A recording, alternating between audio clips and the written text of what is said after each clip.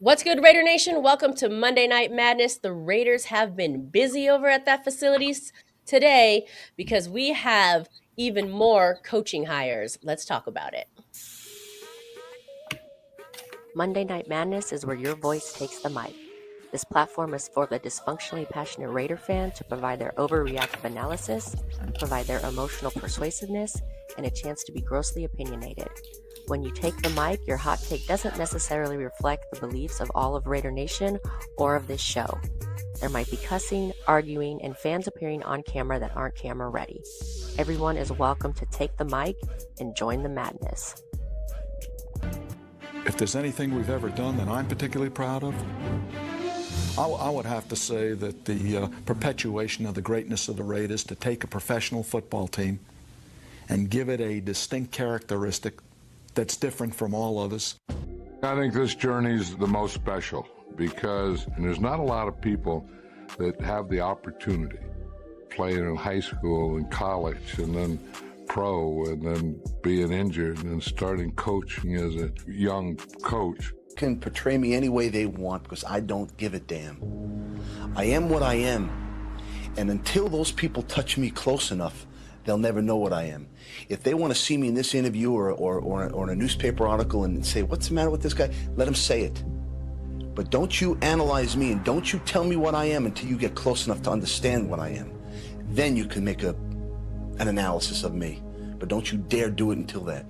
Clicked in my mind that if you just run through somebody's face, a lot of people ain't gonna be able to take that over and over and over and over and over and over and over and over and over and over. Run through a motherfucker face.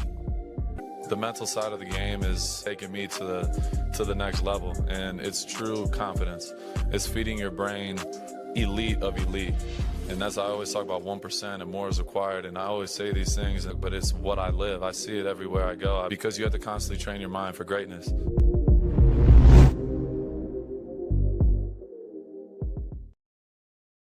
What's good, Raider Nation? Welcome to Monday Night Madness. Casey Raider Girl here. And the Raiders have been busy, as we said, over there in the facilities. There's so many new coaches. Obviously, we had Klint Kubiak, and now he is hot on fire with the rest of a hiring team over there.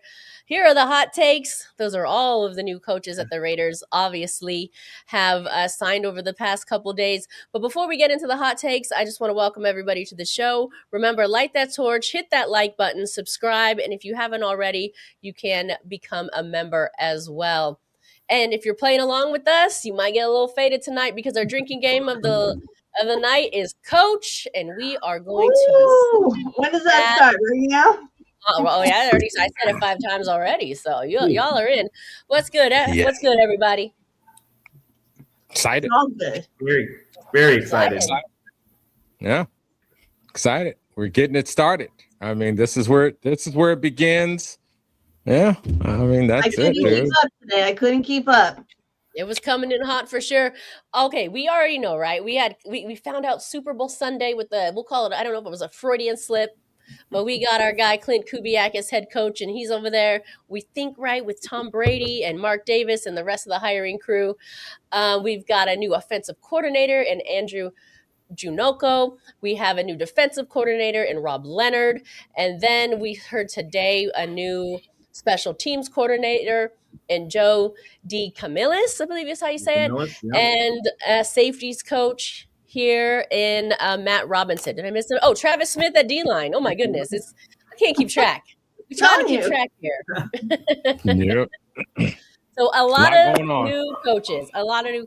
But before we get into it, I was going to say, let me say what's up to the chat real quick, and then you can take the floor. You can take the floor, Omar. What's good? We've got Cletus Clear Lake Fishing Games and Raiders. What's going on? Raul Juarez,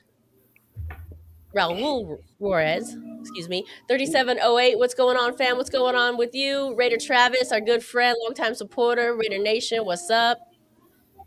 TayU7T, do y'all like the D-line hire? We are going to get into all of that. Chewy Raiders coverage. Let's go Raiders. Great podcast. Thank you so much. We appreciate you. Big Luck 3138. If someone named Adrian calls and don't let him in. Okay. Okay. Dang. That's all Raider right. Dave Vader 5991. Cheers. Salute to you. And we're gonna Alpha and Omega. If Always there. I need one of y'all to send me a bottle of Winston whiskey. We ain't got to. All right, we got you. We got you. Hit us offline. I'll let you know. Hey, this is a perfect plug. Shout out to our friends right over there at Barrels and Vine. They are a longtime supporter of the show, and you can get all your Winston whiskey over at Barrels and Vine. And that's near the headquarters and over by the Resort, the official hotel as well. So if you're in the area, but yeah, let us know. We'll send you something out. Oh, well, hey, I mean, while you're at it, he might well get two, right? All right. Why not? I mean, sure, why not? And let me tell you, you know, Barrels and Vines, when you're driving into Las Vegas, it's like your first stop. First stop. Right there. It's a quick pickup and go on to the game. That's right. That's right. But Omar, go ahead. You were going to say? I mean, when you were going through all the coaches, I'm still at the edge of my seat because I want to see who the offensive line coach is going to be, because we know how horrible that offensive line was. And I think most of us feel like that was due to coaching. So I'm like, come on. You know, I was, I want to hear coordinators. We got coordinators. And then they started doing some other stuff. And I'm like, wait, hold on. That sounds, I don't know about that, but who's the offensive line coach? So I guess we're still going to have to wait on that one. Ooh. How many times did you just say coach there? I don't know. I don't know, but I missed the drink. I missed an opportunity. What's up to you? Afakasi Raider, he says, what's up? Hopefully we'll hear from him a little bit later in the show as well. Oh, yeah. Yeah. But so far, I mean, I think just kind of, touching on on the intro is I'm excited about the coaching staff. I mean, I think we all had heard Rob Leonard's name for coordinator, I think last year, and and things like that. We kept Graham, so it wasn't surprise there, at least in like, oh my God, I didn't think it was a reach. We do know him and Max Crosby are cool. They have a relationship. He's been coaching that D line, so I think my first take was, if that keeps Max Crosby, you know what I mean? Hey, that is a great hire. You know what I'm saying? Because we've heard the rumors, and you know what I mean? Don't know. Hope they're not true. But I did like that hire, just kind of thinking along those lines. And, like I say, with the new coordinator, he's going to have that defense. We've never seen Rob call plays. So, it'll be fun to watch and see what he can do. And I think we were wondering, did Mad Max, did he have a say in this whole thing? I hope so. And so I think he did. I hope so. I think it's more than that, because I honestly think that Rob Leonard he's a great defensive mind. He's very talented at what he does. Obviously, we've kept him through several regimes. He was with Pete Carroll as a D-line coach. He goes all the way back to Gruden. So, I mean, he's been a part of this staff for a long time and a very well-respected part of this staff. So, I mean, I don't, like Omar said, it's definitely not a reach. I think it's a good hire. And I think he's going to do – it's going to be one of those things where, like I said, I said it in the short, and shout out to everybody that watched our shorts this week, but everything just kind of feels different. Like, we're not chasing big names. We're not hiring Pete Carroll because he's got this big resume and then forcing Chip Kelly because Chip Kelly's supposed to be this great offensive mind on him. We're making the right hires, I think, for the right – not only to maybe keep our players that we have happy, but also because it's the right hire. So it just, like I said, everything just feels a little bit different this offseason. It's like it's being done right. Yep. I will agree with that, Arthur. I feel like there's a different feel as well. It does to me feel a little bit more thought out. Yes. They're taking a little more time to do it. And now that they've taken the time, we saw it kind of come in rapid fire today. But I mean, obviously these guys were on their list, but it does seem more thought out. It seems more strategic. Before, it seemed like they were more like impulse hires. Especially with the interim coaches, right? You have to kind of just make an immediate decision. But then I felt like the Raiders were kind of going, okay, what's the vibe? What's going to fit in this, that, or the other? What does the fan base maybe want? What are we, and now it does seem different. It does seem thought out. And we talk about drinking the Kool-Aid on the show all the time. And I'm sure almost every year we're all drinking it. But actually, I feel like I'm liking the Kool-Aid this time. Yes. I'm not just drinking it. it's all Yeah. mixed up. It's a very young Kool-Aid. I kind of like these guys are young, like young. It seems like they're going with that young mindset in with the coaching staff. I mean, except for DeCamillis, but still, all these young guys. I'm like, what is happening right now? I kind of like it. But the thing I read about DeCamillis is he's been coaching special teams since like the 90s, like the early 90s. So the guy has a lot of experience in being a special teams coach. And I mean, let's look back to what we just saw. Our special teams was horrible this year. So to bring in a guy with that much experience, I mean, once again, he may be older, but he's got a lot of experience. He's going to turn his special teams around, and hopefully we're not going to have all these blocked field goals and these missed opportunities and just letting people run all over us when we're kicking off and on punts. So, I mean, it's just a smart hire. Can I just put this comment up real quick, because when I put this up, it's gonna block it. So read the last two comments, and I think the last two stats there. But this comment is kind of funny. Big Luck 3138. Those last two stats aren't necessary. Okay, they're just reminding us, like we don't already know. Just in case you don't know, he's gonna let you know. Hey, but this comment I'm loving. All I gotta say is 2 tight end sets in 2026. Mic drop. Amen, my brother. Amen.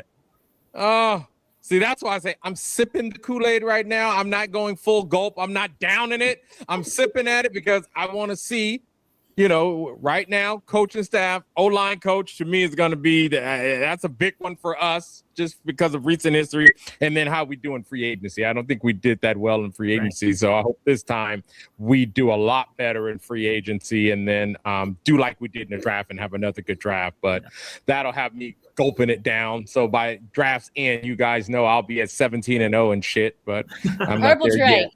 It's Purple Drake. Purple Drake. I'm not gonna lie, I will be there.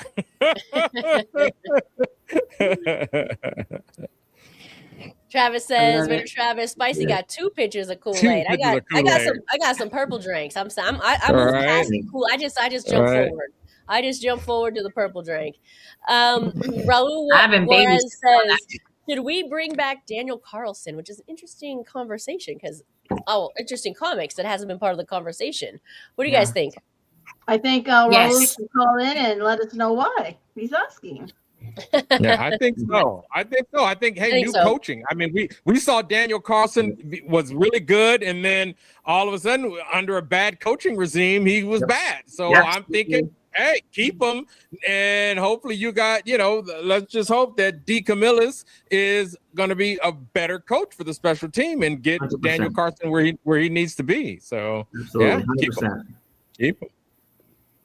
Don't mean we may not draft another kicker in the 6th round or some shit. I think he's done a good enough job over the years. Definitely keep him. There's no need to go spend money to get another kicker. There's certainly no need to draft anybody, in my opinion. I think Omar, you made good points. So yeah, keep him. Alpha and Omega says, what do you all think of the special teams coach hiring? So in special teams, of course, this is something that came out hot today. Joe DeCamillis, what do you guys think? Was this a good hire? Yeah, like I said, it's smart. With all the experience that he has, he's supposed to be kind of bring a toughness to it. I mean, he's supposed to be one of those kind of hard-nosed, really tough type of coaches that's going to hopefully bring some discipline to that special teams, because it was extremely undisciplined last year. I would say that was one of the weaker links for the Raiders with special teams, for sure. Absolutely. So I like it a lot. And what you said about discipline kind of goes right in line with Kubiak was saying. He's like, he's more about execution and effort than he is about scheme. So, following, if every unit follows on that note, even though I do think schemes, pending, can help out your players, putting them in the best position against, either the opposing team's offense or defense helps. But, we'll see. We'll see how his philosophy works out, man. Yeah. Well, he's a seasoned coach, right? He spent the previous 34 years in the NFL, including 32 as a special teams head coach. He led several of his squads to 7, both on the AFC and the NFC side, in championship games. He's appeared in 4 Super Bowls, winning Super Bowl titles with the Denver Broncos in 2015 and the Rams in 2021. So he has the experience, he has the success, he has the resume. So yeah, hopefully, I mean, he can help this Raiders special teams succeed, which they've really been kind of, one of the weak points. Oh, they've been bad. I mean, that 2025, man, that special teams unit was bad. So no other way to put it. Yeah, absolutely. I'm trying to sugarcoat it a little bit, but thank you, Arthur.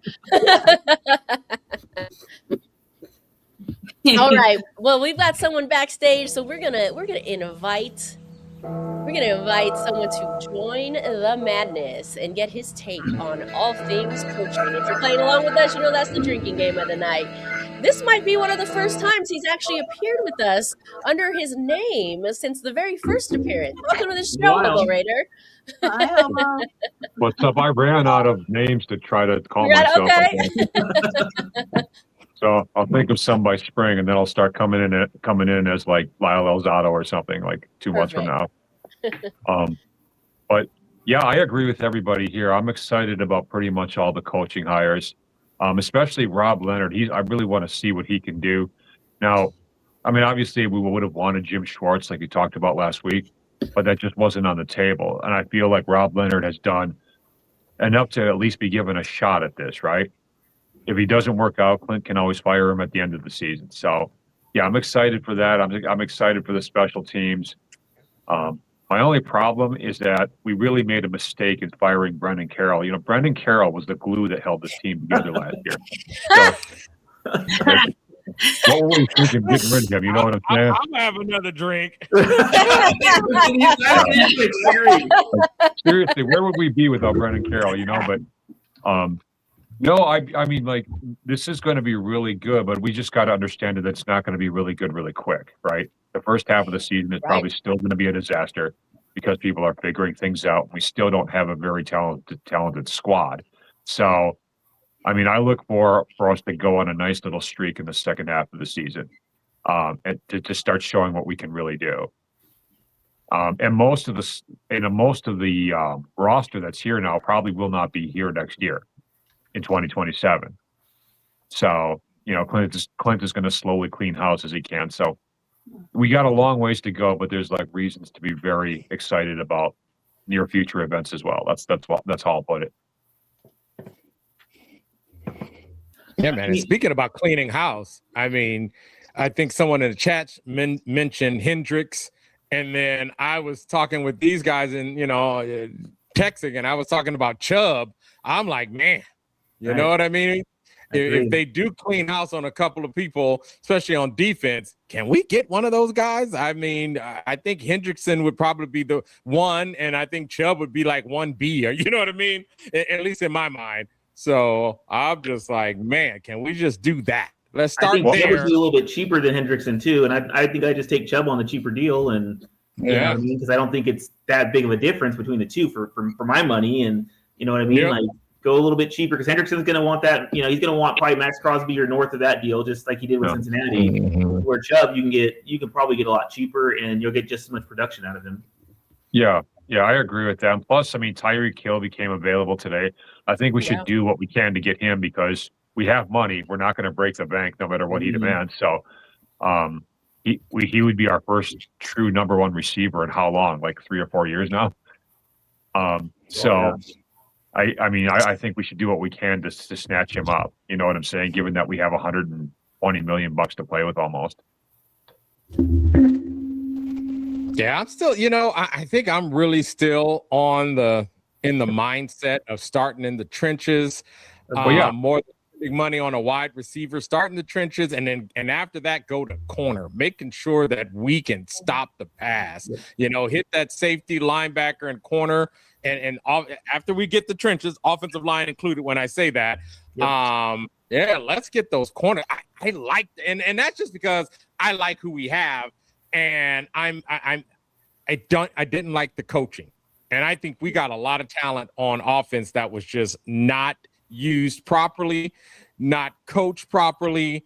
Y'all heard me talking about 2 tight end sets all year long, and I'm still going to pound for that. I mean, so that's why I say that. Not that I'm saying it's not that I'm saying we have a number 1 wide receiver. I'm just saying I think we have enough that if we spent the money elsewhere, we would get immediate dividends in coming out and wins this season. So that's so. Where's your elsewhere? Where is that spent? With that said, like I say, cornerback. So first, like I said, starting the trenches, offensive line, defensive line, making sure they're both tight. Like we started off talking about Chubb versus Hendrickson, getting one of those guys. Is there a tackle out there that we could get? And then I'm looking at our linebackers, safeties, and cornerbacks.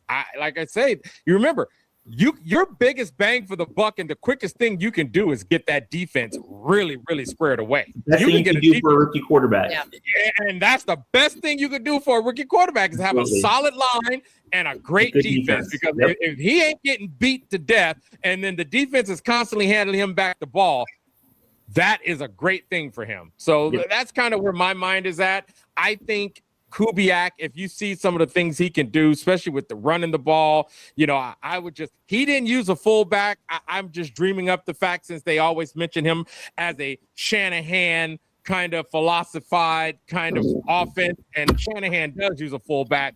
I would love for him to bring that in because I just think that Genty behind a fullback would be unstoppable. But that's what I would do, guys. I mean, that's where my mind is. And yeah, maybe next year, you know what I mean? That number 1 pick could go towards a wide receiver or maybe find one. And because it's a lot of money. A number 1 wide receiver is going to cost a lot of money.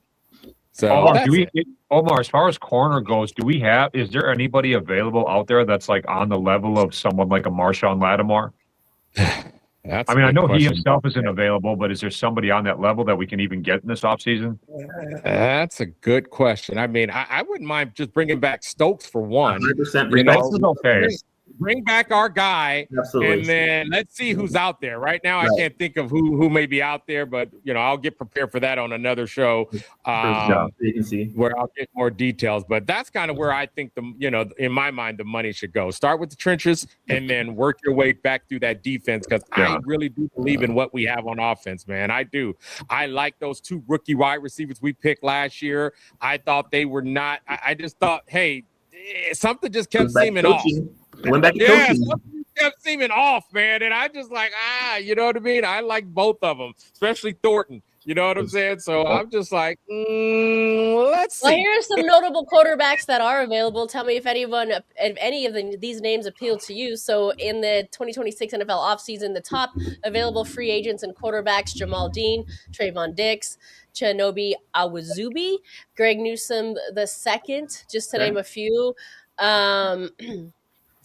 Reek Woolen from the Seahawks. I mean, Kubiak just worked with, just had Reek Woolen.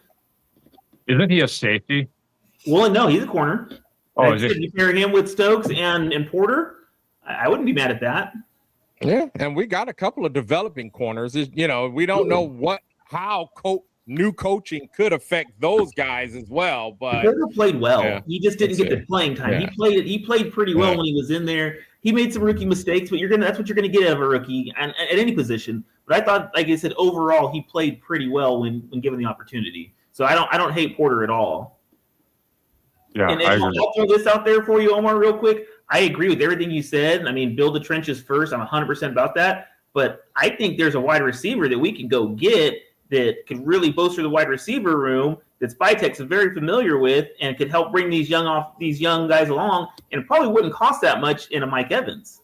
What about that? Mike Evans. How old is Mike Evans? Isn't he like 34, 35 right now? He's a little long in the tooth, but I mean, once again, it's just that veteran presence in our wide receiver room that can help bring these rookies along that can still play at a pretty high level. I mean, can you imagine Mendoza throwing him back shoulder passes and throwing balls to him in the end zone? I mean, come on, he'll go up and get anything. And Spytek's familiar with him. And honestly, I don't think it'll cost all that much. I think you can probably get Mike Evans on a pretty fair kind of mid-level veteran deal. You don't have to spend all the money, the flashy money on a Tyreek Hill like a lot of Raider fans are going to want. And it's a professional. I mean, Mike Evans is, let's face it, that dude's a professional. and he's not some big diva wide receiver that can come in and just be kind of a player coach type of guy, but can still play. I mean, he can still make plays and make plays for a rookie quarterback. Well, one of the players from the Cardinals, one of the receivers on the Cardinals is available too. I just can't remember whether it's Marvin Harrison Jr. or Wilson. I think it might be Wilson. Rookie deal. Yeah. What about Wilson? It might be Wilson, but I can't imagine them letting him leave the building. Yeah, Marvin Harrison. He just came out? What was it? 2 years ago? He should still be on a rookie deal. Yeah, he'll be on the rookie thing. It might be Wilson. I don't know, but they're both decent receivers. So if we could get one of them, like I could, I mean, they're not Terrell Owens or nothing, but they're decent. You know what I mean? So yeah, no, I changed my mind, Omar. You had me. You changed. We could put Tyreek Hill to the side and just work the trenches. You changed my mind about that. Yeah. I mean, because I just think if we had a much better line, which would loosen up that running game, I just think it would open up so much more for Beck and Thornton and definitely those two tight ends. I'm constantly talking about Mayer and Bauer. You know what I mean? So I'm just like, man, I just think we got some talent right there. You know what I mean? Of course, getting in a veteran, if we can get a great veteran in on a deal, oh, hell yeah. I definitely wouldn't say no to that. What do you think about bringing A.J. Dillon in for the fullback position to work with Genty? Dude, any fullback. If a fullback can just hold up a block, look, I'll play fullback. As long as I can take one blocker, Jesus Christ. I mean, we just need a guy who can just, go get the guy, and so that Genty cannot get hit in the backfield. And I mean, it'd be crazy, dude. Like I say, it would be a great running game. So we'll see what they do. You know what I mean? I know I'm dreaming right now because, like I said, I have not seen Klint do that, but it would be nice. We need somebody who's like at least 240 pounds, I think, to fill that role. That's just my opinion. Yeah, I'm right around there. Go get a wrecking ball. Yeah. A.J. Dillon would be great for that, though, I think. Raider Travis says, fix the O-line and Genty will have a record year. That's what I'm saying. I'm just trying to take it up. He had the most yards after contact of anyone in the league. I saw that like a few days ago. Right? And that's why I keep thinking if he had a fullback, that first contact would be at the next level, which would be put him against a safety or something like that. And that's just not happening. He'll drag a safety for 5-6 yards, even if they held on. So that's what I'm like. It would just be crazy. It would be crazy. Hobo Raider, though, that's like one of those interesting stats, though, right? Because although that sounds at face value like a great stat, but at the same time, he shouldn't be getting hit immediately where he has to then gain 2, 3, 4 yards, right? He should be gaining 2, 3, 4 yards without getting hit. So that's a great stat, and that's a testament to what he can do. But that also, I think, says a lot to how ineffective and how weak the offensive line is, that he's needing to kind of produce those numbers because he's just getting hit right away. Yeah, if he has any kind of line, he'll average like 5. Line of scrimmage. Yeah. If he gets any kind of line help, he'll average 5-6 yards per carry. You know what I'm saying? Heck, he might even get 7 with the talent he has. You know, also one thing that I get it. The line was bad this last year, but I'm going to keep beating the drum. It goes back to coaching. The second half of the 2024 season, when Joe Philbin took over, we were 15th in pass blocking and 6th in run blocking. All of a sudden, Brendan Carroll comes in, and we can't pass block or run block. So, and it's the exact same talent, honestly, with actually probably better talent with Rodgers and Grant that didn't even get any playing time, which they should have. So, I mean, I agree. We do need to probably bring in 1 or 2 pieces on that line, but let's keep in mind there's still some talent that we have. It was just poorly coached. And that's the difference. I mean, I get it. It's what have you done for me lately? But, we have the same talent that we had in 2024, and we added 2 offensive linemen in the 3rd round of the draft last year that, once again, both of them showed a lot of progress and a lot of talent when they got to play. We brought in Alex Kappa, which was a horrible signing, and he did what he did. But it was Pete Carroll and Brendan Carroll saying, oh, no, we're not going to play JPJ at center. Absolutely not. The press conference, absolutely not. And just playing people out of position. Jordan Meredith is a good guard, maybe a guard or a backup guard in the NFL at best, and he's playing center, getting blown up week after week, play after play. So once we get people in the right places and we get the right coaching, this line could turn around in a flash. And Yeah, we I are agree right, with and you. we are getting the right coaching because when was the when was the last time you've seen? And I don't know the question. I mean, excuse me, I don't know the answer to this. But when was the last time we've seen this many coaching changes and so abruptly? Right, we've had what 7 coaching changes since Monday, so literally in a week. Right. The Raiders Yeah. have 7 new coaches. Yeah. That's like unheard of. I mean, I don't know the stats on other teams, but that's a huge changeover. So I would say that's great that the Raiders recognize that that's an issue, that coaching is an issue to make that many adjustments and that many changes and to have that many new hires. Yeah. Well, and they're letting Yes. Clint pick his own staff too, and that's a big deal. Yes, it's building the staff. I do like that all these coaches that, except for Rob Leonard, are new. Like we tend to go back and get all these old players or old coaches or whatever it is. So I think that's why everybody's got a little bit. I know I'm hyped up for this. I'm sipping the drink, sipping it, but I like it. Sipping. I can't wait to see what happens. I mean, the draft and what they're going to do with that O-line, that's going to be pretty significant in all of this. And Max Crosby too. I mean, do you think they kept Leonard to please? Was that a ploy? Or I mean, I don't know, to keep Max. I think Woodson shut it down earlier. He said Max. I don't know. I don't know. I don't know if that would be true or not. Like nobody, like most of the backstage stories that come out about Max turn out to be bullshit. Yes. So I don't Right. really, whenever something about Max comes out, I don't even like jump on it. It could be like what you're saying, April, could be right. But like, Max never gives us anything to go off of. It's just a bunch of media people. He did today, though. He did today. Did he? Did I say miss a little something? something today. He did today. I'll pull it up for you guys. Keep talking. I'll pull it up for you right now. Oh, I didn't even know he said something today. He I'm comes not out, says he today. wants to be traded. I agree with Hobo. I'm not listening to any of these media people running their mouths about Max this, Max that. Most of them aren't even connected to Max Crosby. Most of them aren't even connected to the Raiders. It's just a bunch of off-season clickbait hype to just basically get people to listen to them or. So I'm not listening to it either. Yeah, I don't think Max lets a lot of people speak for him. If he's got something to say, he's going to say 100%. it. 100. Now that is facts. Because I think if anything, the story would have been Max has went in there and talked to SpyTech about a trade. Yes. 100%. There would be out there, he's demanding a trade, and there would be teams lined up freaking all the way down the strip in Las Vegas trying to get to him. So all right. Well, if Glazer was drunk. Who was this? Alekim? ALEKM 5377 said Glazer was drunk. Absolutely. What? I guess he was talking to himself.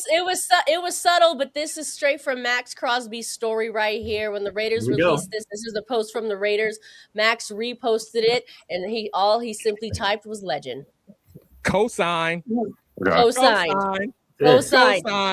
So this isn't coming from the media. This is coming straight from Max. That's one little word he said right there, and that one little word to me meant a lot. Does it all. And saying that, I'm going to imply that he will not let his legend down. Nope. He's not going to let it. But no, it's twofold, right? He's not going to let his legend down, and he's not going to let Max go. Yeah. Right? Rumor's done. I don't want to hear about it again. Max isn't going anywhere. Max got this guy. He got his guy. He called him a legend. These guys are going to thrive together. I think this puts the end to the. I think nail in the coffin. Max single-handedly with this repost and one word ended it. Yeah. Nice. I love it. I didn't see that, but yes, love it. Do you think we can get to a Super Bowl while Max is still in his prime? Because I feel like we're at least 4 years away, and Max is going to be 28 this year. I'm glad you brought that up because AI says yes. There we go. AI is always right. So. This is an AI prediction right here, baby, okay? And who's smarter than AI? Damn it. We will be at the Super Bowl at home. Start saving your money for those $20,000 tickets, okay? Yeah. What year is this going to be? This is 3 seasons from now. So this is going to it'll be February 2029 is when this will happen. Oh God, I hope it's not the Giants. The 2028 season, but in 2029. Right. I've really been like saying the Giants. 2028. I've been saying 2028. So hey, I like it. So first season, we get somewhere about 7-8 wins. Now, then season after that, we're in the playoffs, and then boom, Super Bowl. I would not be mad if this prediction is true. I would Who do not you guys be want mad. to play in the Super Bowl, man? I would like to play the Cowboys. I don't care who we play. Well, now you're getting I picky, don't care. Hobo Raider. I would just be happy to be there. Exactly. Let's just get there. I don't care who it is. But I have a deep hatred for the Cowboys. That's what it is. Oh, Like, I me hate them more than anything. Yeah, I have a strong hatred for the Cowboys. Real strong. Cowboys and Rams are the two teams I just hate the most. But That's interesting because they're both NFC teams. You think it'd be the Broncos and the Chiefs like the rest of us? And the Chargers. Thank you. The whole AFC West can just fuck off, except for the Raiders. no, the reason is because the Cowboys are like the team of corporate America. They're the team that corporate America tries to force the rest of us to like. You know what I'm saying? So everything about them to me is like painted and fake and everything. Actually, I agree with you on that. I would agree with you on that. Yeah, so it's a complete opposite of like Raider history. You know what I'm saying? So to me, in my mind, the Cowboys or the Raiders are tribal, if that makes sense, because they just represent opposite things. I don't know. That's how I would look at it. Hey, if it's on the internet, it's got to be true. So we're playing the Giants. Yeah, if it's on the internet, internet is undefeated. Because the internet is undefeated. Yes, sir. All right, listen, chat. We need your super chats now. If you want to support the show, we gotta start collecting so we can broadcast live from the game. So if you want to help us out, we got 3 years. AI has a lot of faith in Jackson Dart, apparently. I don't know, man. Well, look at what they have faith in the Raiders. Good Lord, we don't even have a quarterback, and they got us there. I was like, AI is drinking the Kool-Aid. I was like, wow, AI is drinking. Hey, I want some of that AI Kool-Aid right now, man. I got a question for all of you. I would love all your opinion on this. Who do you think we're going to end up bringing in for Fernando to sit behind for a year or two? I don't know if he's going to sit. I mean, honestly, I don't know if he's going to sit. That's the big thing. That would be incredibly stupid, though. That would be so stupid to start him right away. I have a question though. He absolutely if Gino would. restructured his contract and gave us a sweet deal, would you be mad if we kept Gino? You know what? Yes. I'll answer that. I won't be mad. You know why? Because I think the Raiders still have a lot to build upon. So if he restructures his contract and the O-line's not where it needs to be and we don't have all the pieces yet, and if we do draft Fernando and he sits and he can learn, then let Gino be out there and be punished. Let him get sacked. Let him be punished. And let's save our rookie quarterback to where he can learn and get caught up to the game. And then we say, c'est la vie, Gino, then you're gone. So that's why I would be down with it. They're already paying him anyway. Right. Yeah. So, let him take I know everybody let him take when I start talking, but I'm just saying, I'd rather see them start. AOC, you know what's coming. I'd rather see AOC start than have Gino. I can't watch another Gino game. Don't make me do it. Don't make me. I think Klint Kubiak can probably hide some of Gino's flaws, but I don't know if Klint Kubiak can hide Gino's flaws for 2 years. That's the thing. I just hope it's a competition. I just draft Mendoza, number one. Draft Mendoza. Just draft Mendoza. Have a competition. I wouldn't mind if he sat. I wouldn't mind if AOC beat out whoever and started. I would not mind. Either. I was asking the straight up question. AOC wasn't part of when you asked it, but I'm with you on that. I know. I'm with you on that. I mean, and I wouldn't be mad if we did keep Gino and Gino won the competition. I would not be mad. You know what I mean? You know what? Actually, can I say something to that? I wouldn't be mad. I would be disappointed. Because if Gino is the best and we go and draft this Fernando Mendoza and he wins the competition and Gino's better than he is, that worries me. I'm not going to lie. That worries me. You'd be mad coming out of college? Kids fresh out of college? Yeah, I don't know if it's better. I think if it's just maybe a better fit to start the season type of thing. I don't think long term going to be better. My thing is I don't want to just pigeonhole him into he has to sit or he has to start. I kind of agree. I agree. I agree with that. Best man wins. Let him compete for it. I don't think it says anything about him if he doesn't win the job in camp. It just says he's not ready to start in September. As the season goes forward and he's learning the offense and getting caught up on everything, if it's November and either Gino's struggling, the team is struggling, or it's just time to start him, then, and he's shown enough that he can actually do the job and he's winning the job in practice, then let's get him in there. So I don't think I don't think it's saying anything that if he doesn't win the job in July that, oh my God, we got to panic. We drafted him number 1 overall, and he's not as good as Gino. It's just he's just not ready. I hear you on that. I hear you on that. I'm just hopeful he's better than Gino because Gino's performance is terrible. I think he's going to be better than Gino. We still have Penny. More time. Here's my butt. Gino, when he was in Seattle, the year before he came to the Raiders, he played way better. Sure. That's my butt. And if he comes and competes in Klint's system, and all of a sudden we finally get Seattle Gino instead of Jets Gino, I won't be mad. Yeah. You know what I mean? Because that's going to be my assumption is that, instead of Jets Gino, we finally did get that Seattle Gino. I can't believe we're having a conversation. I want Gino out of Vegas in general. I'm kind of with you on that. But Hobo Raider, thank you for joining us. Wanted that guy. Any last thoughts that you want to say before we let you go this week? First, I want to ask him, do we still have Kenny Pickett or did we get rid of him? He's a free agent. Yeah, he's a free agent. He was a 1-year deal. No, I guess I'll just close by once again thanking you for having me on. You guys know how I feel about your show. It's an awesome show. I always love watching and coming on and everything like that. At least that's what I say to y'all spaces. I talk different behind your back, but at least you're honest. No, we appreciate you. You're the reason why we have you're the reason why we have the show, and we're happy to have you every week. Thank you so much. Yeah, no problem. I'll just reiterate what I said at the beginning. There's a lot of reason to be excited here, but we have to pump the brakes. You guys were talking about you're drinking the Kool-Aid. I'm drinking the Kool-Aid too, but I'm pouring a heavy dose of salt in it to keep my mind fresh.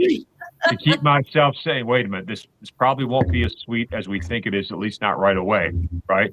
So I'm not expecting much from the beginning of next season. I think we're going to be fumbling all over ourselves for the first 7, maybe even 8 games. And then in the second half of the season, we'll have good. I mean, there's a lot to work out. I get it. Yeah. But in the second half of the season, that's where we're going to see the potential of what we really could be. So that's what I'm really looking forward to is the second half of the upcoming season, the 2026 season. And I'll leave it with that. Okay. All right, Hobo Raider. Thank you so much. We appreciate you. Thank you, bro. Appreciate you. Thanks, guys. And then we're going to shout it out here. We're going to shout it out to Raul Juarez 3708 for the $5 super chat. We appreciate you. We appreciate you supporting this show. Thank you so much. We always appreciate your viewership, but the super chat is extra special. So thank you so much. And remember already, if you haven't already, light that torch, hit that like button, subscribe. If you're not a subscriber, it's free to subscribe. But if you want to also become a member, you can do that as well. All right. So got a lot of comments here. We're going to go through a little bit of comments. Right. There was one I saw that I really want to touch Pull on it up, because, can't be doing one and done, even with Leonard. Yeah. Keep 100%. Our coaches, man. Keep 100%. Our coaches. I mean, I said it. What was that last week? Hey, even we got 4 wins. Okay, right. You know what I mean? There should be a lot of other indicators. If 4 wins were great and all the other losses still look better than all the losses this season, I'm happy, competitive. Just competitiveness. Yes. I don't want to say compete. I might jinx the whole thing. I don't want to say compete, no, but I want them to go out there and actually be competitive in games. And just compete or just win? Never using that word again. That was by Raider DeVille, so yes, sir. Thank you for the comment. Yeah. So wait, what do we got here? Another one. We just need 2 great off seasons. Yeah, you know what? I mean, I think so. I don't think we did that well last year in the off season. I mean, we bankroll half our money anyway, so we definitely can't say we did good when we didn't really spend anything too much. This off season is going to be different. Everyone just this off season. But it's crazy. It's crazy to me last year how we had all the we had a stellar offensive, not so much line, but like all those components that we were lacking. And so it definitely comes down to coaching. So I'm really, I cannot wait to see what this guy does. Like he's got a young mind, and he just came off a Super Bowl win, and this is his first coaching job in the NFL. I cannot even wait. Literally cannot wait. I'm curious to see what they're going to do in the draft. Do you think that all the new hires and them being so young all relate to the players a little better? Well, I think too. Yes, because have you heard the way Kubiak talks to them? No. I mean, he brought in Mike McCoy as his dude. assistant, so that's going to be a huge help for him. You know what I mean? 100%. I was just getting ready to transition to say that Mike McCoy is going to help him transition into the life of a NFL coach. I think that's specifically what he was brought in to do, is to help Kubiak kind of make that transition. So, and like I said, he's a great offensive mind. I mean, Mike McCoy. I mean, that's probably, in my opinion, the best hire we made this week was bringing in McCoy.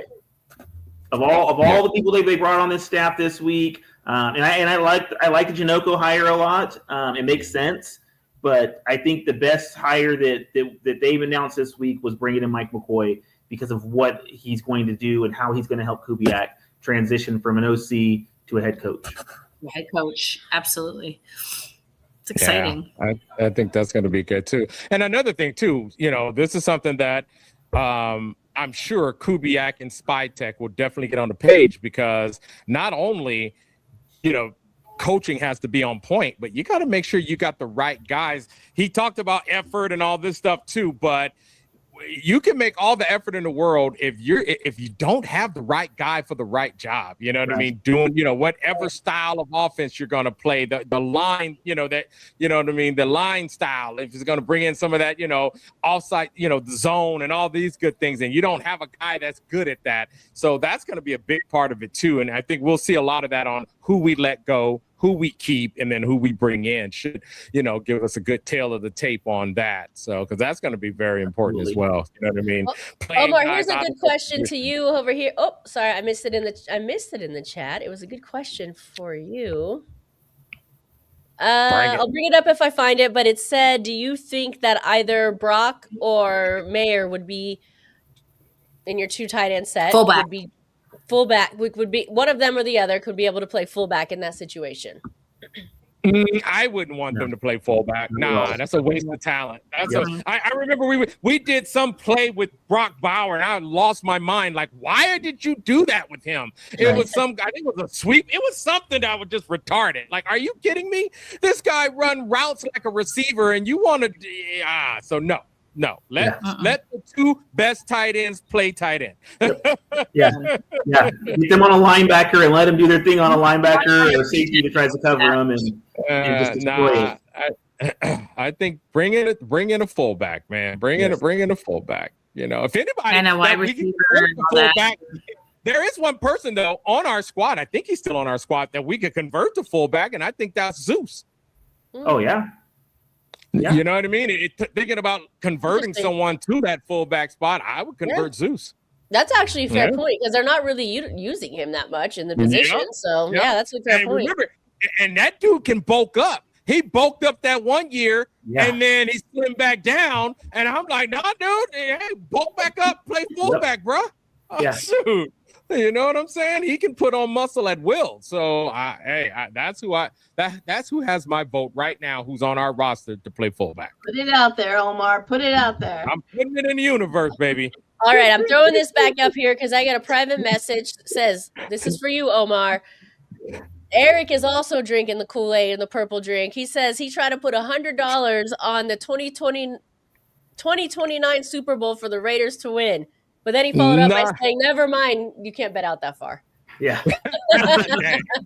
Dang. Hey, but he was trying. He was trying. Hey, I know. Someone agrees with me. Zeus is so damn slow. He'd be perfect for fullback. Yeah.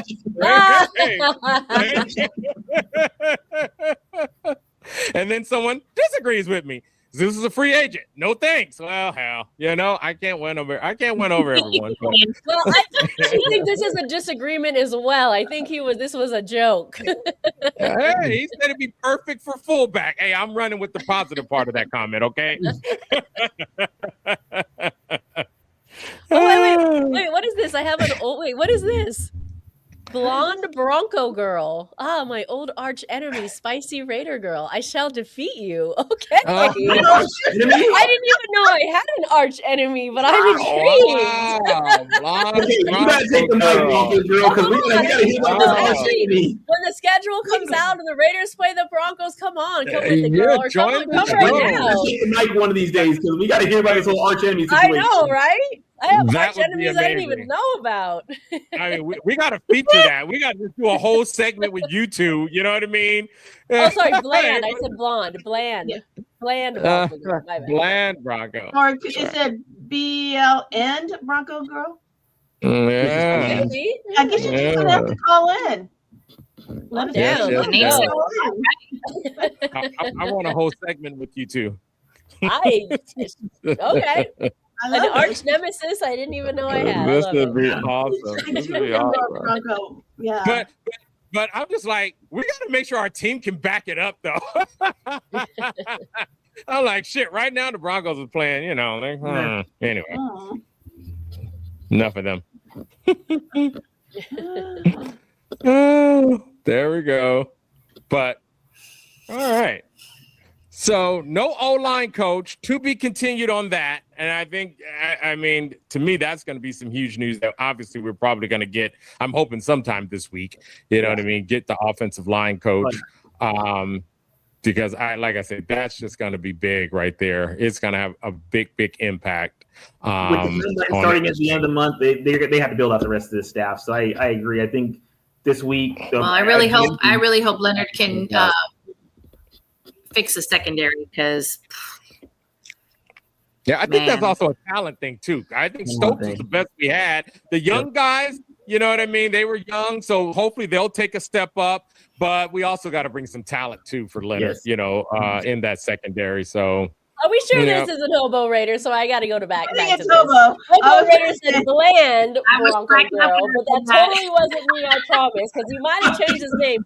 I did correct myself, but I he even knew the meaning. So now I'm starting to wonder if it was him, because he even know the meaning.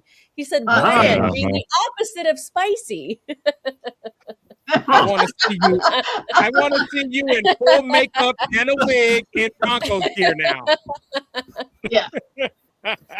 With orange lipstick. Thank you. I had the segment all planned out, and now this.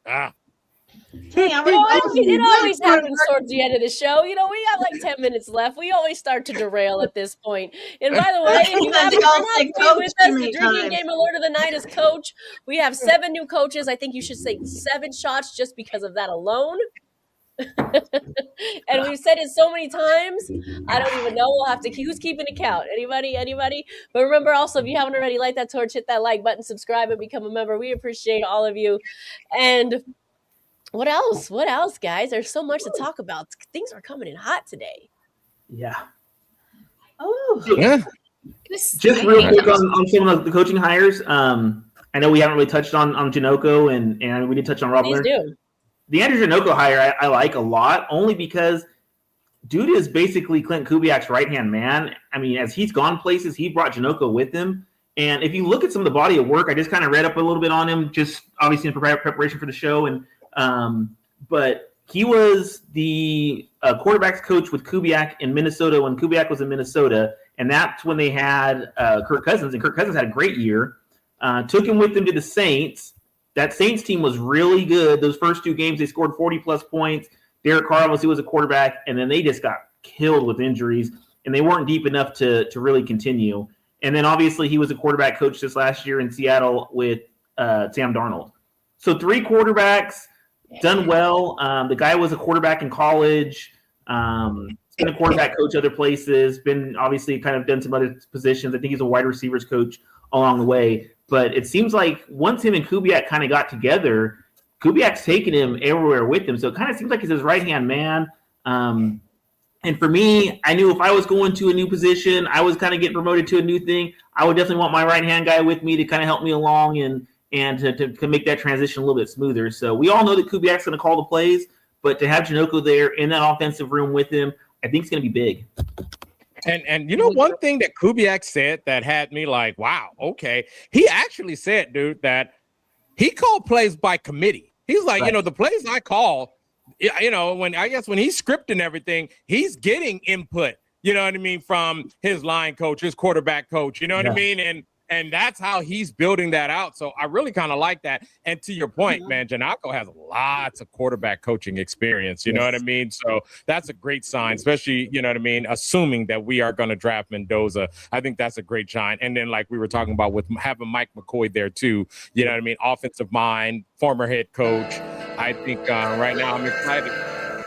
Bring him.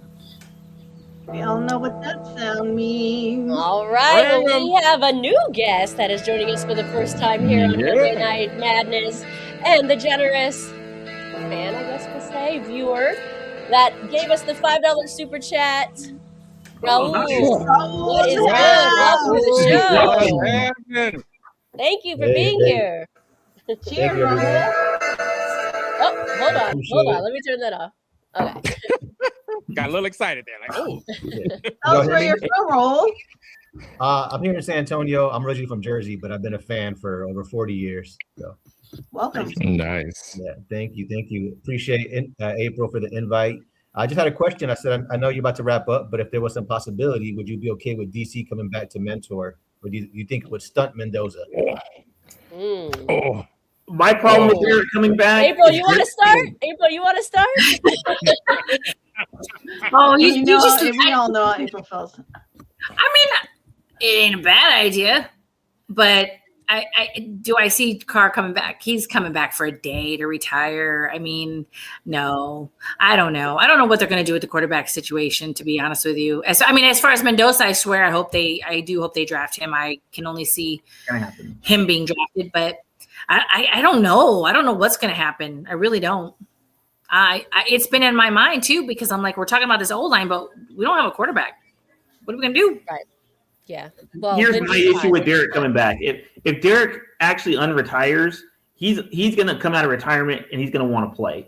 I don't see him coming back to basically kind of be that bridge quarterback or want to mentor. Yeah, he'll be a great mentor to Fernando Mendoza, but if Mendoza wins the job and Derek sits, then he's going to be unhappy, and I don't want to cause any controversy in our quarterback room. I want that to be a harmonious place where, hey, the best guy won the job. The other guys are working hard to learn the playbook and get better. If Mendoza's sitting, then that means he's just working hard to get better. But if Derek loses out to Fernando Mendoza, I don't see him being that quarterback that's going to be like, okay, well, sit next to him on the bench with the iPad and showing him what he missed or what he didn't do.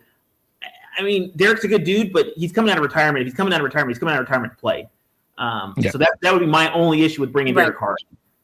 Yeah, and I mean, he said already that he wanted to be on a winner. He was like, you know, I will come back for the right situation, which would be a winning team. You know what I mean? So that is one. And number two, my first thing, I hope there's a quarterback competition. So if he was on our team and he won, okay, because he won the competition. You know what I mean? Not that it's given to him. So that would be my only condition. As long as there's a quarterback competition, I don't care. Draft Mendoza, have a quarterback competition, and let's see who wins. Now the Moon, go ahead. For sure. No, I was saying I agree. I think he would only come back if the season was looking good. You know, he doesn't want to come back and retire off a really bad season. Right. But I think the fans would welcome him back so he can retire a Raider. With all that said, he needs to leave the brother out of it. You know how I feel about the family. I don't talk about people's family, but his brother just talk too much. So that's where my disconnect is. If you leave, you gotta leave on good terms if you think you want to come back home. Yeah, this is my thought on it. This is my thought. So go ahead, you read that. Go ahead. No, I was going to say, Omega was saying that we would have to give up a draft pick for Carr because the Saints still own the rights to him. So we would have to actually trade them for him. So it's not like he could just come on and sign a deal. And not only that, but you're taking on his contract, and he's owed like $40 million on his contract. So are we really going to pay Derek Carr $40 million to possibly sit the bench? I mean, That it's and giving up draft picks for him. I mean, there's a lot that goes with it. It's not just a matter of, hey, Carr wants to come back to the Raiders and we want to open him back with open arms and sign him. There's a lot of pieces that go with it. I think he would restructure, but I don't want to give him no picks. Right. I think he would restructure to come back. You know what I mean? If he absolutely wanted would. to come back. He'll absolutely I don't want to restructure. give him no pick for Carr. All right, so I misunderstood the question then because I heard mentor. I didn't hear play. I didn't hear quarterback. I didn't hear fight for a position. I heard mentor. Right. And to me, mentor is different than signing Carr back to potentially fight for a quarterback position. So I'm going to answer it in the way of how I thought. And Raul, you're out right now, but if you come back, maybe you can clarify for me. I heard mentor. Okay. I'm gonna answer the question off of the question he asked, and I don't know. I've had a love-hate relationship with Carr. Actually, it was more like love just to hate. Not really up and down. Love, hate's kind of back and forth. And hate's a strong word. I don't mean it like that. It's just semantics, right? Here's the thing. I thought Carr could have been a great player. I think his mentality wasn't there. I think where he failed was in mentality, mental strength, leadership. Yes. And so therefore, I would not want somebody with what I felt was a lack of mental strength and a lack of leadership, because the way he left the Raiders and how he did not show up for those last two games where he could have mentored on the sidelines, he decided to stay home. So no, I don't need a mentor like that. I don't need that kind of mindset coming into our team with the young rookie quarterback with that kind of mentality. So I say no, thank you. So what if it was quarterback coach as a mentor? And if he wants to come back and sign one day as a Raider, fine. That's sure, all fine, who cares? Sure, fine, who cares? He had his best seasons as a Raider. I think he's still a beloved Raider by most people. If he had in my opinion, if he had a little more dog in the fight, if he had a little more Max in him and a little more Marshawn in him, a little more Al Davis in him, then he could have been more successful. But I think he did, he's the most successful Raiders quarterback that we've had since what? Rich Gannon in 2022, 3. 2002. So sure, if he wants to come back and retire as a Raider, cool. Whatever, who cares? But no, I don't need that mentality for me mentoring 100%. Our rookie quarterback. And I never understood the question to be asked as should he come back and play or compete for a spot. So maybe that's a whole different conversation, but that's my thought on the mentoring thing.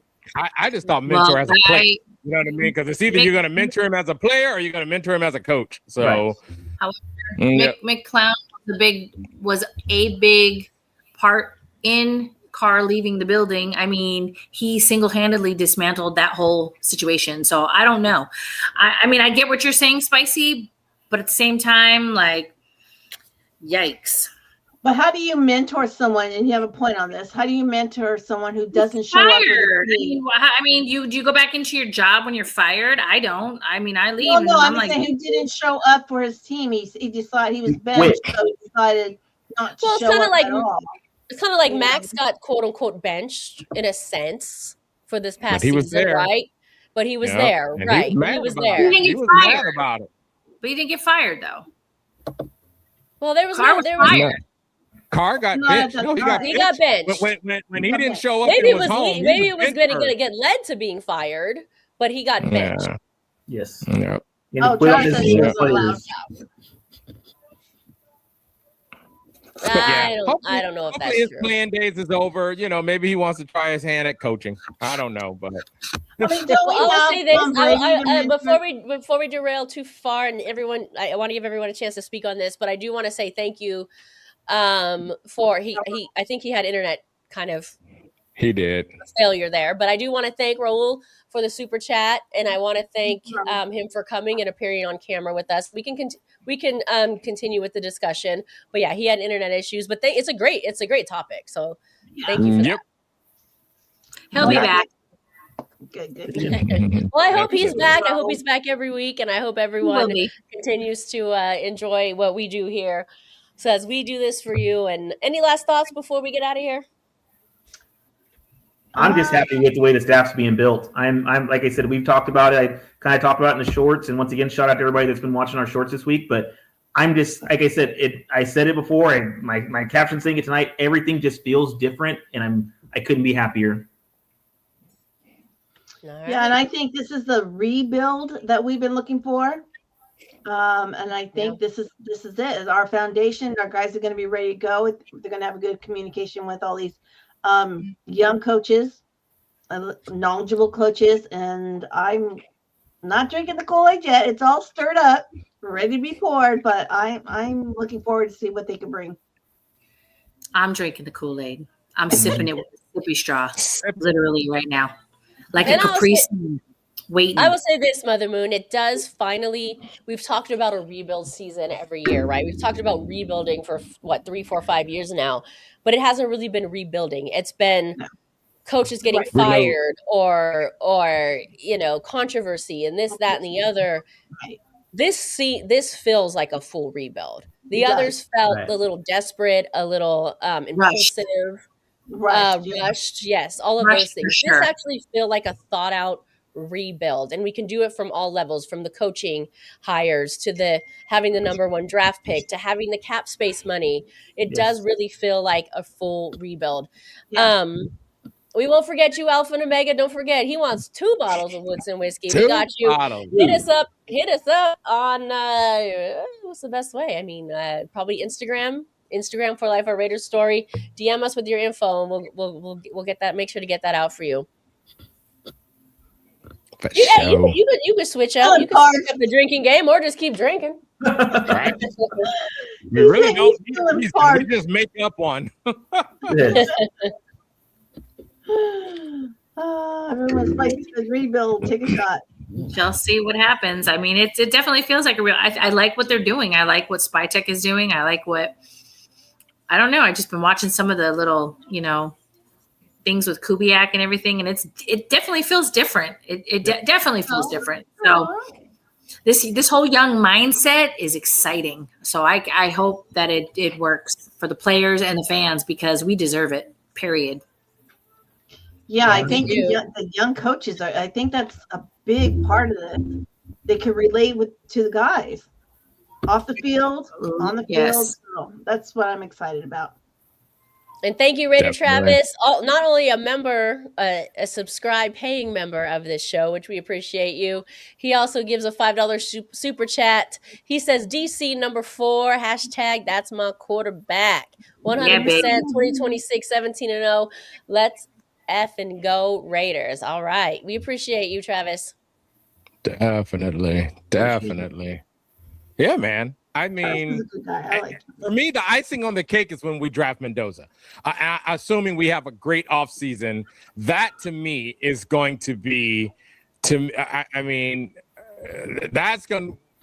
when I know we're moving in the right direction. You know what I mean? A young coaching staff. I mean, we got a first-time defensive coordinator, first-time offensive coordinator, first-time head coach, and then you draft a rookie quarterback. You know what I mean? Both of which head coach, right? That's what I was going to say. Wait, a head coach that's fresh off a championship and a quarterback fresh off a championship, and as you said, April, a Heisman-winning quarterback. I mean, and if you look at the Heismans we've had some pretty good Heismans. We ain't had a lot, but we've had good ones. They've all been good. You know what I'm saying? Yeah. So I'm pumped on that. That's why I say I'm sipping the Kool-Aid right now.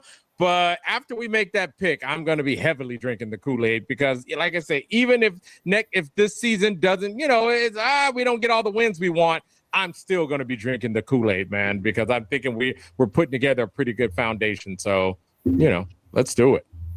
All right, before we get out of here, we are over time, but we do have someone backstage. And for those of you who didn't know, we did have a little game going on the side here. So if anyone on the cast has to go, I get it, but we did entice some people, but we were going to stay on an extra 30 minutes. We're already 10 minutes into it, so we only have 20 minutes left. Yeah. For a $5 super chat, they were paying for us to stay on longer. And we have someone backstage that wants to join us. Oh, dude. All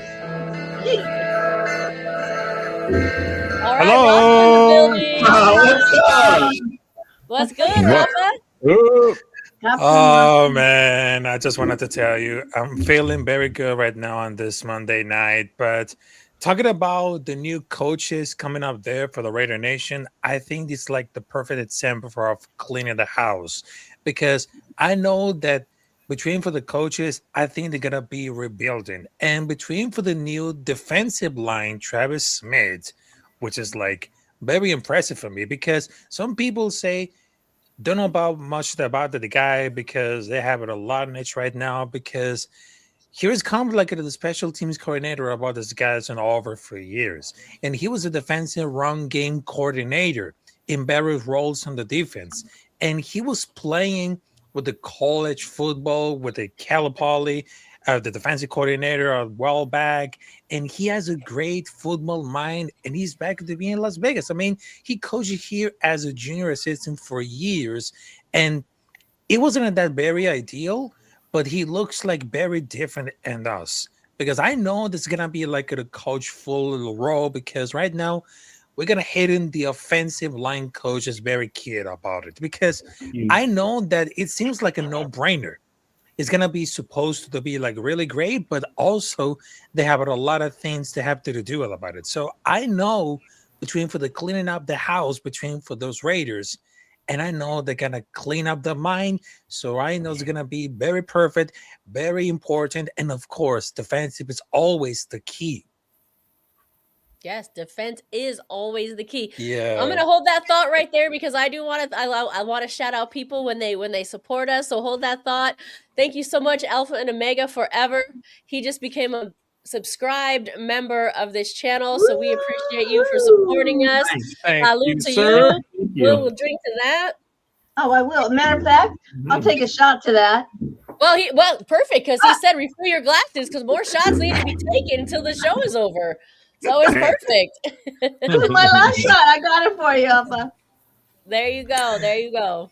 Very nice. All right. Alpha, continue, or you can, Arthur, or more. Of course, anyone can respond. No, I'm glad he brought that up because I was saying earlier that the defense is the one thing that you can quickly whip that into shape. You know what I mean? So I didn't know much about Mr. Smith or Coach Smith. So thank you for filling us in on him. You know what I mean? So, I mean, that's great to hear because that's what I was saying that I would spend, outside of the offensive line, defensive line, getting the rest of that defense together would be the first thing I do. So that's good to hear. And here's another point on Smith that I just kind of read right now, just kind of going over a few things. He was actually hired to be a part of the Giants staff to coach their defensive line. So he just left John Harbaugh's staff to come over because he has a relationship with Rob Leonard. Wow, nice. Yeah, so he was actually going to be part of the Giants and John Harbaugh, and he's like, no, thanks, guys. I'm going to go over here with my guy Rob. Him and Rob Leonard have a connection, and decided to jump ship from the Giants staff to come to us. I like that. So when you're jumping something like that shows that we're building something here. Yes, I like it. Yeah, when a guy's willing to leave a staff like that, a John Harbaugh type of staff, it just says that what we're building, and people want to be a part of it. Well, definitely. I mean, what does it say to the multiple Seattle coaches who just left a Super Bowl winning team? Yep. I mean, they can easily have said, hey, let's go back to back. Right. Or let's try to go back to back. Let's keep this all together and try to win here. And they're like, hey, we see something, there's some potential there. There, we obviously weren't in the interview room, so we don't know how that went down, but it's got to look good on paper, right? You come to a team, you get to run the team the way you want it. Exactly. You have draft picks, you have money to spend. We already have great young talents. We've had successful draft picks in the 2 or 3 years prior. I mean, it feels like, what's it say, Arthur? It just feels different, right? It feels different. Yeah. I mean, who would have thought? I think, what was that, a couple of weeks ago when we were talking about the style of a coach, and then they bring in Kubiak, and the first thing he does is says, thank you, Jesus. You know what I mean? Like, I mean, literally, as when we think of the identity of a Raider coach, you know what I mean? Like, for that man to come in and the first thing you do is give thanks to God, bloom, bloom, bloom, bloom, bloom, and saying what he has to say. I mean, and then you hear from, I think it was Christian McCaffrey, who was just like, this dude, basically, he was just like, Kubiak is a coaching beast. You know what I mean? So I'm excited. Like I say, I didn't think much about Kubiak until, everybody started, Kubiak, you start looking into the guy, and then, you know what I mean, he's not Mr. Personality. Like I remember when I first started paying attention, I'm like, he's kind of Tony Dungy-esque. You know what I mean? Mild manner. And but he's a gym rat. Dungy was all about them X's and O's, baby. He was was. a gym rat. He's all about football. Yeah. So I'm not mad, dude. I'm not mad, man. I hope this guy I hope he does his thing for sure. Yeah, and also there was one thing before we can wrap this out right now, because there is like a very positive stand in our team rebuild trajectory, because a highly talented play caller as a new head coach of the offensive oriented league, because we had two studs, Brock Bowers and Aston Genty. The number one pick draft is the ability to properly mold and have a franchise quarterback to years to come. We have over 90 million in cap space. Will Barrett to witness how quickly the Twins, like 2025, 2026, quickly turn ahead. The squads are around it for the playoff teams, the only one off season. Now, we could be playoff contenders, but I'm not really sure. But there's going to be like something to take over. Now, if you guys doesn't even remember, because Klint Kubiak offensive style is very good and great for quarterbacks in general. He uses a lot of pre-snap motion so the quarterback can see defensive movements and say throw defense off at the top of the heavy action. But I understand that he brings the old school rushing style with a modern offensive mindset. A lot of people doesn't know, because he likes to get running backs in space and use them as a receivers. And that's what I beat the drum for. If everybody knows me, I've been talking about not only pounding the football, but like I said, getting Genty in space. I think Omar and I talked about that many times during the season. That we weren't getting Genty in space. We were trying to run him between the tackles, which that offensive line wasn't good enough to do, and he was getting contact in the backfield over and over. But every time we just got him in a little bit of space, big things happened. And so that's what I love about Kubiak. If we're going to get Genty in space, and that's going to be his thing, is getting Ashton out there and getting him in space and letting him do his thing, it's going to be a wrap. Oh, man. It is. Especially, like I said, you get Genty on some of, however you do it. Yeah. You get him where the first contact is a safety or a corner. Man, this is going to be fun to watch. My goodness.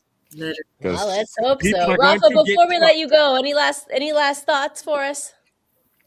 I just wanted to make it short and simple, just like Al Davis say, just win, baby. And salute to you. Win, baby. Yes, sir. Thank you, boss man. Appreciate you. Thank you. Bye, Rafa. Appreciate you. Thank you so much. Yes. Thank you.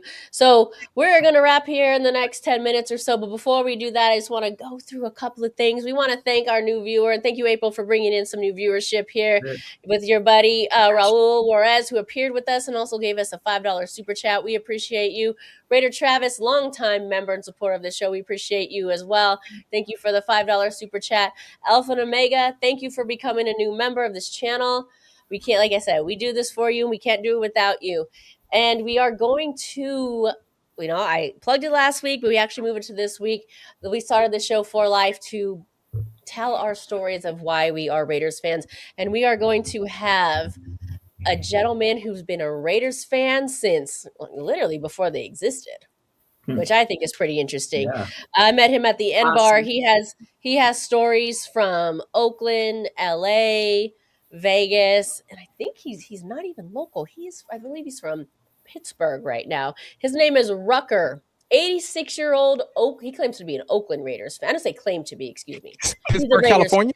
But he says, he's an Oakland Raiders fan. Tell me, Omar. Nice.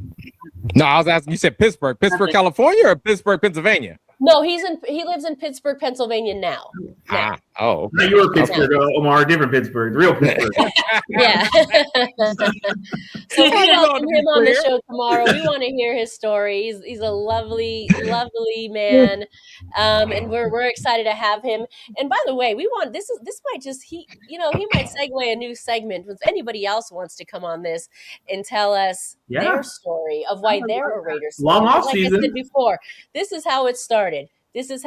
We started after the 2019 season, 2020 season, where this wasn't even going to be like a live sports show. Pandemic. We wanted to share why we were Oakland Raiders fans, or Raiders fans in general, and why we wanted to kind of keep the vibe and the spirit and the history alive. And that's where this channel started. So to have him on the show is just quite an honor, to be honest. And anyone is welcome to come and share their story as well, because it's For Life, our Raiders story, right? Yes, ma'am. So Thank you so much. We got another super chat here. Bland Bronco Girl, $2, and this totally isn't Josh. Now I'm starting to wonder. I like it. Either way, it's funny and I like it. I just want to comment on Raiders Travis comment about the tax-free in Las Vegas. Yeah. Mm-hmm. Did you know that the Super Bowl guys have played the teams and their bonuses got taxed on California taxes, which is the highest taxes? Wow. Wait, say that again. Their bonus was like, I don't know, what did they get for winning? $180,000. Well, they were taxed on that. Who? And that's outside of their incentives, because that's outside of some of their other incentives as well. But yes, so they got taxed on a full week because they worked in California for a week. But I think, and Raider Travis was saying that's why Smith also declined New York to come to Nevada, because New York's taxes is just as high as California's, I believe. That's why nobody wants to live in California. Man, California's going to get people that don't even work in this state trying to take their money. Come and have a Super Bowl here. We'll tax you. Take your money. Exactly. Yeah. The Super Bowl's in California again next year, NFL players. So, keep that in mind. Yeah. Taxes are high here. All right, Coke sipping Jamba Juice. And isn't the next Super Bowl in LA? The next Super Bowl is in LA. It is in LA. Yeah. LA, New Orleans. So all the players, to your point, Mother Moon, and to Coach Zip and Jamba Juice's point, whoever plays the Super Bowl in Vegas in 2019 or 2029, Omar? That's where you get to keep your money. Keep your money. Yeah. For the whole week. Keep your money. And everything. You get to keep your money. Keep your money. Yeah. So crazy. All right. Well, thank you everyone for being on with us. Catch us every night on Monday Night Madness at 6 o'clock. We usually do it at 6 o'clock Pacific time. We appreciate you all being here. And hey, moving forward, we welcome everyone to join us. Like I say, it's always pinned to the top. Yeah. We want you to appear on camera with us. This is the show where we want to hear from you and you don't want to hear from us. So we'll see you all next week. And Raider Nation, we go out one way and only one way. Raiders!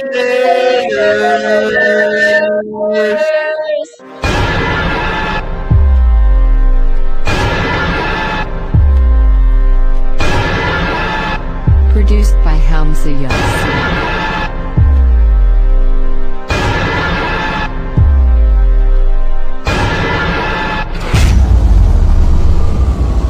Produced by Hamza Yassin. All right, good night, Raider Nation. We'll see you tomorrow night at 6 o'clock right here to hear our story by our 86-year-old Raiders fan. Hobo Raider, you said you want to come on and tell your story. We're welcome to have you on as well. Let's launch a new series. Good night, everyone. There you go. Bye, y'all.